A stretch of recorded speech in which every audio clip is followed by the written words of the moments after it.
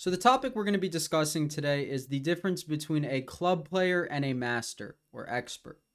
That's going to be the rating range between 15 to 1700 and 2000 to say 2300. I think I can speak on such an elo. The difference of the train of thought throughout the game.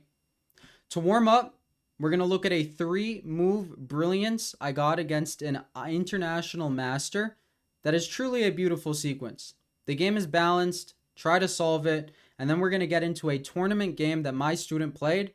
I'm going to show you his train of thought, my train of thought, and where they deviate. So f6, my opponent just played a mistake. The game is balanced, but how? Why? Did you find the first move? Bishop to b3, changing the dynamic of the position. If they take the knight, you take the pawn with check. They move the king, you take the knight. You're very happy with that. You won a pawn. You're threatening all sorts of checks and attacks. So of course my opponent plays a good move because he is a good player. Bishop to f8 guarding the e6 square. You got to move the knight to safety now, but you're getting tricky with it. What's brilliancy number 2? Knight takes f6. You must take with the e-knight. Yes, it opens up their light squared bishop, but it also opens up your own pieces on the e-file. They have to take, and now you take with check. Did you find brilliancy number 3? Rook takes h7 check. The king has to take. You take the knight with check. And that's where we're going to stop. Not because I blundered, but because the win was so beautiful that I promise you would not want to see it. Not because I blundered. And I'm not a dude that does sarcasm, so none of that. But let's get into the game. Let's get into the important stuff. Oh, I guess my camera fell, so now you're seeing a little bit of the ceiling. A little bit of a ghetto ceiling, but what could we do? That's life. All right, so this is the position I want to start with. It stems from a King's Indian attack French. We looked at the French in last video. I don't want to show the opening because there's no difference, right? You got 5-year-old 800 rated players that play like world champions for the first 15 moves, and then they forget how to play chess. But for the first 15 moves, they could be Kasparov, they could be Spassky, Karpov, Magnus, they could be any of these guys. I'm telling you, chess has evolved into a crazy game that I want nothing to do with. But this is the position we're starting with.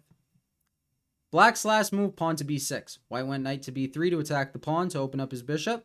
And black went pawn b6 defending the pawn. What do you play here? So here I think a master or expert would recognize white has a pull in the position and something needs to be done here. What needs to be done here? Space has to be gained here. Pawn to e5. Now, I think club level players see this as an overextension. They're so used to seeing positions where knight d4, knight g7 scoops the pawn. But this position is not so. You're so well built on e5, and they just have no way to break it. They have absolutely no way to break it. They can go g5. It's very hard for them to make a move. White is going to continuously improve his position, and he's very happy. You can even push your h flank pawn. Here, white did not recognize something of the sort existed. So rather than e5, he played the move c3. Fine. Fine move. Stops the knight from coming in. Stops the bishop from scoping in so well. And black played the move bishop to a6. Okay. What is the point of this move?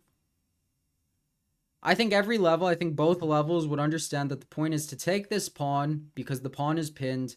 And that is the point of bishop to a6, winning the pawn. So what should white do? The club player opted to get out of the pin with the passive queen c2. An expert would push the pawn, gaining the space, reaching the same position as before, not so much caring about the pin, getting out of the threat of the pin, but not passively, rather actively. But okay, he plays queen to c2, fine. Now, black should play the move e5. He should recognize that white's threat is pawn to e4. He should play the move e5 himself, but rather he plays c4, which is a fine move. Right? It creates a connect 4. Club players love connect 4. White takes the pawn. How should black recapture? Black could recapture with the bishop or the pawn. I think both have an argument to be made for each other, but he takes back with the pawn. Now again, club level, master level, where do you put the knight? If you're 300 elo, you put it back on d2. If you forgot why you brought it to b3 to open up the dark squared bishop would be another reason you bring it to d2. But d4 is the correct square to bring it to. We get an exchange. Knight takes. Now, you should take back with the pawn. You should recognize, okay, of course you control the center, but you should recognize later on you're going to be able to have a passed pawn if you take back with the pawn. I do understand taking with the knight. The argument of taking with the knight is this bishop is going to have a discovered attack. This pawn is still blockaded, making this light squared bishop worse. But the reason taking back with the pawn is better is because it doesn't matter what black plays. It's still a good move. See, if you take on d4, it's only a good move if black doesn't play e5. So an expert, a master, would easily play the move pawn e5, blockading your bishop, blockading their own, but understand blockading yours is the more important of the two. Both sides control the center, and I would say the game is roughly balanced. They're going to route their bishop back to more critical or important squares. Now it doesn't want to stare at this pawn, but the center has been dealt with, and then it's going to come up to the d file, and it's easier for black to claim the d file than the a file, so black would have a pull in the position. However, in this position, we get the move knight to d7. Fine. Now, in this position, an expert or a master, I'm going to stop saying that. You guys are going to see the deviations of the two trains of thoughts and figure out which one is the better of the two. Pawn to e5 needs to be played. Absolutely needs to be played. It gains a tempo on the rook. Okay, the bar might swing left and right here. Don't look at the bar. I'm just explaining. Or you sure. Stare at the bar. Zone me out. Just look at the bar. You'll get better at chess. Promise. So the rook might move. I believe most people would play the move bishop to b7 here. And what's the correct continuation for white? What's the correct continuation for white? Do you think it's a trade? Certainly not, right? Light squared holes, that can't be good. Do you think it's going f4? Nice move. There's better, but nice move. This is the idea. You guard the bishop on g2. You create the pawn chain. You really solidify that pawn on e5, and that's a tank. A switch is possible here. Knight to b5, aiming in at the queen. The queen moves, then you go f4, and you see the difference is that the knight is now beautifully placed to connect with this pawn chain. Their bishop is bad. Your pieces are good. That pawn is bad. White has the advantage. The ridiculous thing here is that black doesn't need to move the rook, and he doesn't need to block with the bishop. Right? Change the dynamic of the position when you feel your position is slipping away. That would be knight to c5. You might be like, that's a crazy move. I agree. It is a crazy move. But what do you get? You lose the exchange, but you get an absolute tank of a knight. You get an absolute tank of a knight, right? They get the connect 4. But your pieces are very good, very solidified. It's like the dark squares are blocked out from the bishop. Okay, you have two rooks. One is under a tempo, so that one needs to move. Black improves his pieces. And it's a balanced position because black easily has good counterplay. Would a 15 to 1700 have found that? Maybe. If he's that type of guy, if he's like that, then he would have found it. So, we get knight to d7, and we don't get pawn to e5, which is wild. Which is wild. We get bishop to e3, just a development move. Okay, knight to c5, he played knight to e5, same idea, trying to get to d3. We get bishop to f4, pinning the knight. Queen to e7, getting out of the pin. And here, queen to a4 should be played. Queen to a4 should be played, because if the bishop moves, you remove the defender, you win the pawn. So they have to play something awkward like queen b7, and then their bishop is not so good. What did white do here? White took the knight, which is fine. But if you take the knight, you really have to go knight c6. You really have to get rid of this bishop, get rid of their bishop pair, because the bishop pair is an advantage on this type of board. So get rid of the bishop pair, and why is white slightly better? Well, I would argue white is slightly better because he's faster to claim the d file. His pawns are more mobile. His bishop can hit a weakness that black is defending passively. You're going to be attacking. Keep in mind that bishop is pinned. That's going to be a motif for this endgame, so keep that in mind. We don't get this, though. Instead, we get rook a d1. Not the best. In this position, black should regroup, understand he has the bishop pair, and that is advantageous in this position, but he gives up the bishop pair. How do you take back? How do you take back? I think a club player would think, oh, Open rook files. I'm going to triple. I'm going to double. I'm going to get Aliekin's gun. It's going to be good, beautiful stuff on the d file. But no, you should take with the pawn. You should take with the pawn because you should understand that that's going to be a pass pawn for the rest of the game that is not so far away from queening. And what do we know about pass pawns in the endgame? They move up the board fast. They are thorns in the position for your opponent to deal with. But he takes back with the rook. Keep in mind, black is about 100 points lower than white. So he's just going for a draw. Again, queen a4, we talked about this idea. It's going to be missed many times over. So I'm not going to chastise white for continuously missing that. He doubles up the rooks. We get a trade because when one side plays for a draw, it's not so fun. But when you play too much for a draw, you're going to end up losing drawn positions. So that's why you shouldn't play for a draw. Also, you don't play chess for a draw. You play to win. You should play to win. It's my opinion. But the game is a lot more beautiful when you play to win. Queen to d2, doubling up. Makes some sense. Again, we're not going to chastise the fact that he missed queen a4. What do you take back with? Again, the pawn. The rooks are off the board, so it's less advantageous. But a pass pawn is a pass pawn. Draw odds are not so likely because it's same colored bishop. Opposite colored bishop's much more draw likely. Same colored. You can play to win if there's deviations or imbalances in the position. Now, it's completely equal if black just plays the move pawn e5. He was going so much for a draw that he played the move queen c5, losing the game. But this game does end in a draw, mind you. Spoiler alert. What do you play as white? There's two winning moves here. One of them I believe is a no-brainer. And the one I believe is a no-brainer is queen to d7. It hits a tangible target, queen to a7. The only way to defend it is pawn b5.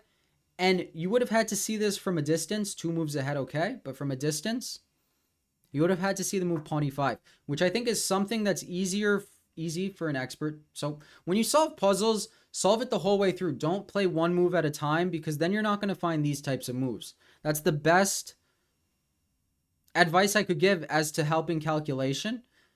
Because these are the moves you need to find the correct continuation, right? It's kind of those invisible linings that are 2, 3, 4, 5 moves in that need to be seen. And the only way to see that is to give yourself a headache when you study, right? You're supposed to get yourself a headache to improve.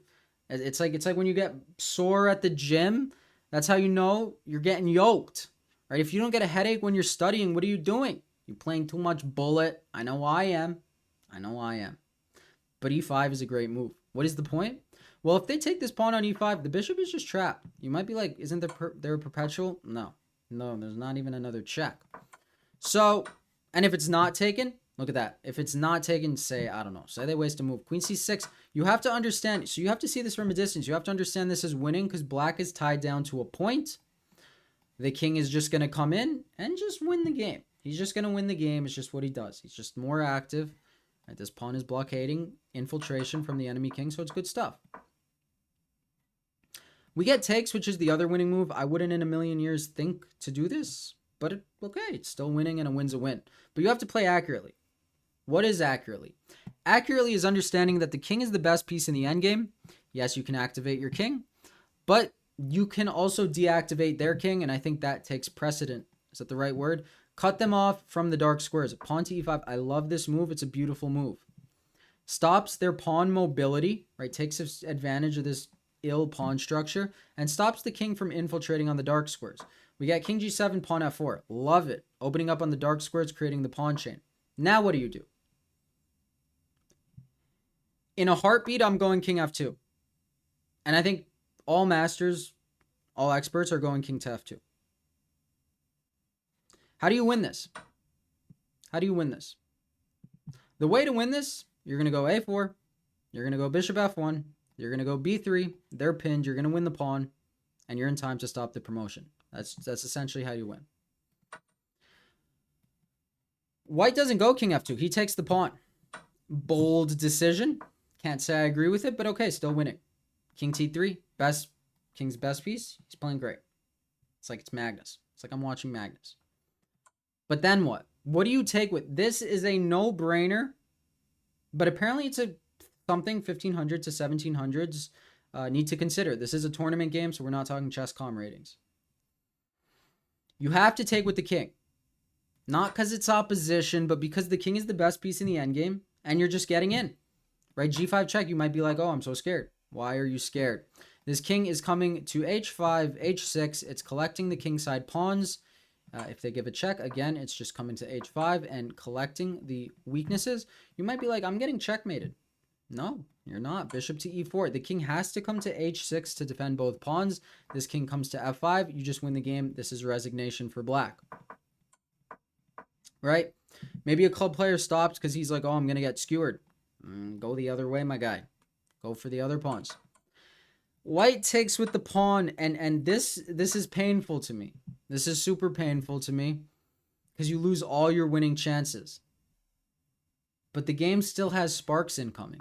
King f5, h3. Okay. All draw likely moves. They're poking, they're prodding. White doesn't play for draws because he's my student, and my students are beasts, and they know not to play for a draw. But when the draw is on the board, you got to take the draw. Bishop e6, what do? I guess my student didn't like... No, they were in time pressure. My student didn't like draws. He played bishop to d3. Black took the pawn, and now he's winning. But since white is 100 points higher, white goes king g3, and black offers him a draw. White knew he was lost. He accepted the draw. That's crazy. That's the psychological part of the game. But let's go over the draw. This is a fascinating pawn endgame. How do you draw?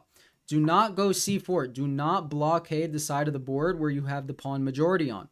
You need to keep it unlocked. You need to keep it open. All right, this is just a simple 2-on-1. You might be like, their king is closer. Well, their king is closer to the queen side. Your king is closer to the king side. So you would have to calculate all of this just a tad.